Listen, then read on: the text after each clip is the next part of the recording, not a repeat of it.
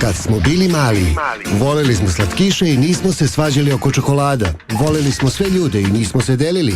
Voleli smo da živimo i znali smo da živimo. Želeli smo mnogo, a sigurno smo dobili najlepše uspomene. Ovo je minut za vreme Kad sam bio mali i još sasvim mladan. Kad smo bili mali.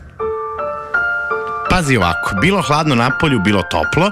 Kad si bio mali, nekako si volao da budeš u dnevnoj sobi ispred TV-a, da gledaš raznorazne programe, negdje otprilike u ovo doba, nešto posle 10 ili posle 11 sati, sigurno si se nervirao kada čuješ džingl za reklame.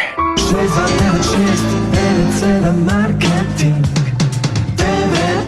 A razlog nerviranja bio je veoma jednostavan, zato što reklame nikako da prođu i nikako da počne omiljena, ali bukvalno omiljena serija.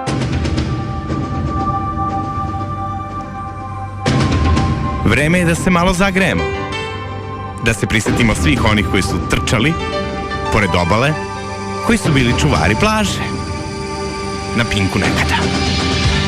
I CJ i Mitch Buchanan i cela ekipa, mnogo zgodnih ljudi na jednom mestu, doduše i jako malo radnje, je nešto što nam je sigurno ulepšavalo mnoge dane. Zaista smo pažljivo gledali šta se sve to dešava sa njima, ali realno, koliko god tu bilo omiljenih likova, nekako je svima nama ostala najupamćenija Pamela Anderson. Oh, God, the lifeguard exchange was great.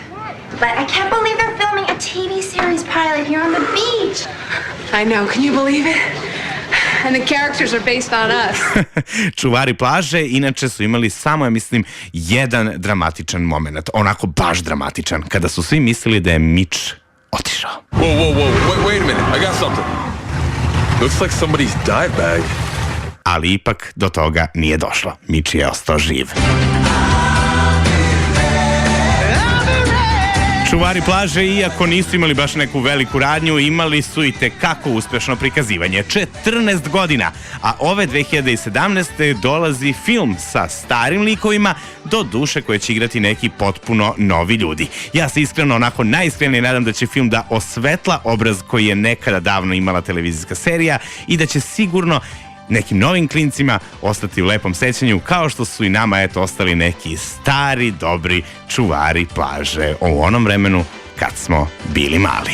Kad smo bili mali i sutra u 10:10 samo na Radio 3.